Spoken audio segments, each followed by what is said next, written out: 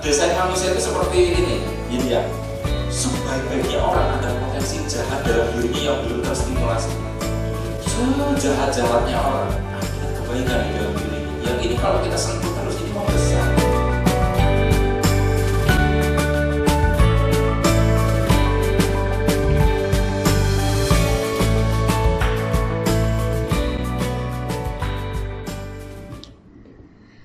Assalamualaikum warahmatullahi wabarakatuh. Jumpa lagi kita berjumpa dengan saya Arif Rahutomo atau Arif RH dalam rekaman video iseng reborn. Cie. Teman-teman, dalam video kali ini saya mau membahas sebuah tema bahasan dengan judul sumbangan 2 triliun. Duitnya ada nggak sih? Ya. Sumbangan 2 triliun, duitnya ada nggak sih? Tentunya Anda sudah bisa menduga jawaban saya ketika ditanya seperti itu. Pak, ada nggak sih sebetulnya duitnya? Anda tentunya tahu ya, ada berita-berita yang kemarin viral. Sebuah keluarga menyumbangkan uang 2 triliun yang akhir-akhir ini diselidiki kepolisian karena diduga penipuan. Ada yang menyebutnya itu adalah prank, ya. Terbesar sepanjang masa Indonesia. Walaupun katanya pernah juga ada prank-prank serupa yang banyak orang tidak ketahui.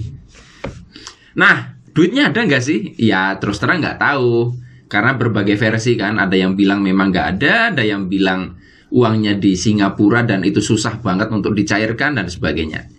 Tapi itunya nggak penting kalau menurut saya. Saya hanya menjadikan itu sebagai judul.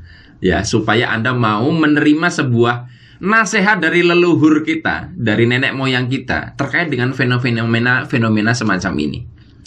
Anda tentunya pernah mendengar nasihat ojo kagetan, ojo gumunan. Ya, ojo kagetan, ojo gumunan. Jangan mudah kaget, jangan mudah terpesona, terkagum-kagum. Nah, biasanya kita terpesona dan terkagum-kagum itu oleh sesuatu yang kita anggap megah, kita anggap wah, kita anggap extraordinary, tidak biasa. Ya kayak misalkan ada orang nyumbang 2 triliun, itu kan nggak biasa. Nah, banyak orang terkagum-kagum. Gila ya. Saya itu kalau punya duit segitu pun kayaknya berat untuk disumbangkan dan sebagainya dan sebagainya. Tidak lazim. Nah, nenek moyang kita itu sudah ngasih tahu ojo kagetan, ojo gumunan. Dan akhirnya memang berkali-kali terbukti bahwa orang kalau mudah kaget, mudah kagum, biasanya nggak enak ujungnya. Saya itu pernah ngalamin 2 kali kena prank, ya. Dulu banget ada seorang, waktu awal-awal di Facebook lah, saya kan sering nimbrung di komentar statusnya para senior saya di dunia pemberdayaan diri. Di sana ada satu anak yang mengaku anak SMP. Waktu itu nama Facebooknya Tifaya Nurul Hasmi. Ya, itu kalau komen luar biasa. Ilmunya apa ya? Untuk anak sekecil itu kayaknya terlalu hebat ya. Tapi waktu itu saya masih belum sadar tentang gumunan dan kagetan itu. Dan banyak senior saya juga tidak menyadari itu saat itu. Jadi terkagum-kagum gitu loh. Saya juga komunikasi dengan dia dan saya pengen ketemu gitu loh. Nah, sampai suatu ketika ada satu event namanya Indonesian Hypnosis Summit. Pada waktu acara event nasional itu saya belum jadi pembicara, tapi saya pengen datang ke sana. Panitia acara berniat mengundang Tifaya Nurul Hasmi ini. Dan ternyata setelah ditelusuri orang ini nggak respon-respon dan tiba-tiba di media sosialnya mengatakan Tifaya Nurul Hasmi itu kecelakaan meninggal. Lalu ada foto kuburan dan sebagainya, lokasinya di mana. Ditelusuri oleh pihak panitia, ternyata semuanya fiktif. Kuburan itu pun kuburanan, bukan kuburan asli. Lokasi itu pun hanya kebun, tidak ada rumah sebagaimana yang diinformasikan. Intinya ada orang yang menggunakan akun fiktif menggunakan nama Tifaya Nurul Hasmi. Tapi masalahnya di situ kita bisa lihat adalah penyebabnya kita semua tertipu. Kami di pemberdayaan diri tertipu karena kita kagetan dan gumunan, terkagum-kagum dan kaget dengan anak SMP kok pengetahuannya ngalahin kita gitu loh. Nah, saya nggak belajar dari situ. Saya kena kedua kali, saya terkagum-kagum oleh seseorang. Anda kalau di Facebook mesti tahu ya. Bahkan sempat itu mau saya ikut kuliah kan, biaya kuliahnya dan sebagainya. Karena orang ini cerdas banget, tulisannya bagus gitu loh. Akhirnya diketahui ya ada hal yang aneh dalam dirinya gitulah. Saya tidak mau menyebutkan siapa-siapanya.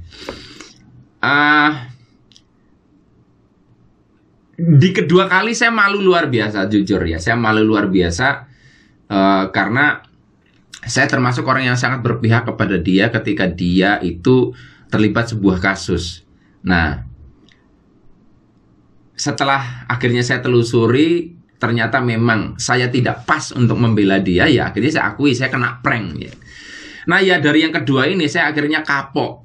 Saya akhirnya tidak mau mudah kaguman, tidak mau mudah gumunan, tidak mau mudah kagetan dan seterusnya. Waktu kejadian yang, mohon maaf ya, saya bukan ngomong politik, yang ada seorang, siapa tuh namanya, yang katanya dipukulin, dianiaya gitu loh.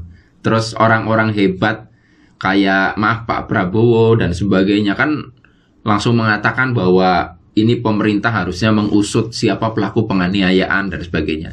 Ternyata akhirnya di ujung-ujung orang itu ngaku ya bahwa dia itu sebetulnya bukan dipukulin, bukan dianiaya, tetapi habis operasi plastik. Anda tentu tahu berita ini.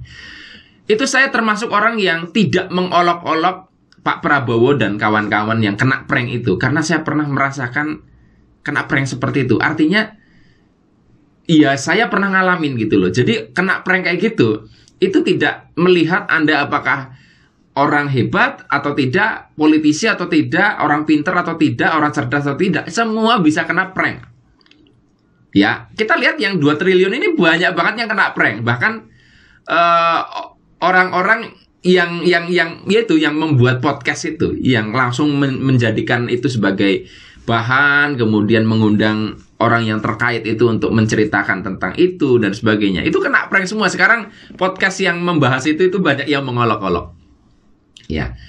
Nah, teman-teman, ujung-ujungnya itu tadi, mudah kagetan, mudah gumunan. Jadi, boleh saya katakan, selama kita menjalani hidup, mudah banget untuk terkagum-kagum, terkaget-kaget. Kita akan mudah sekali kena prank dalam kehidupan. Kita akan sering menemukan zonk dalam kehidupan. Jadi makanya saya pernah bahas di sebuah video ya, the power of biasa saja. Biasa saja. Biasa saja, nggak usah kagetan, nggak usah gumunan ya.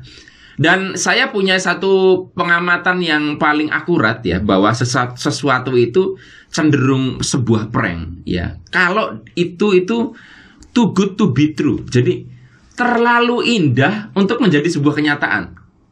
Terlalu indah lah pokoknya. Orang nyumbang 2 triliun ya indah banget ya.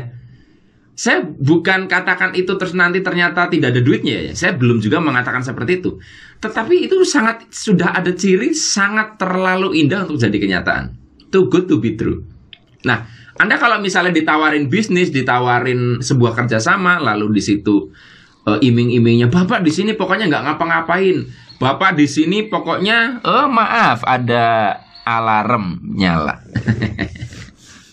Ya, pokoknya Bapak kalau join bisnis ini nggak perlu ngapa-ngapain, nggak perlu kerja, pokoknya duduk diam, nanti duitnya akan miliaran, triliunan. Too good to be true. Maka Anda curiga, Anda kena prank. Tapi kalau Anda tidak mengerti rumus ini, Anda akan mudah sekali terkagum-kagum.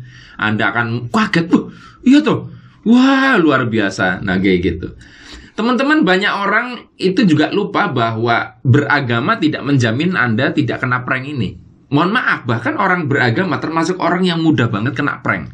Kenapa? Karena sudah terbiasa otaknya menerima sesuatu too good to be true, untuk menjadi sebuah fakta dan kebenaran bagi dia. Ya, misalkan ada orang membelah laut.